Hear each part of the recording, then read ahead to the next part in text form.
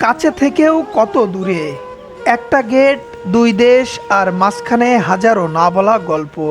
মা ও বোন দাঁড়িয়ে ভারতে, মেয়ে ও জামাই বাংলাদেশ গেটে। দূরত্ব শুধু কয়েক কদম, তবুও ছোঁয়া যায় না। দীর্ঘদিন ট্যুরিস্ট ভিসা বন্ধ, মাসের পর মাস কেটে গেছে অপেক্ষায়।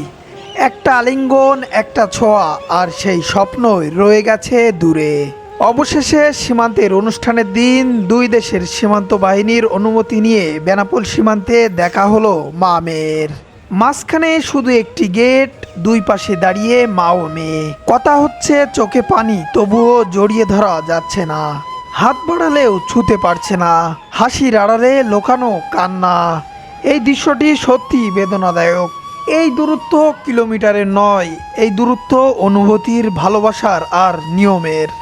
একটা গেট, দুই দেশ, আর মাঝখানে থেমে থাকা এক মামের গল্প।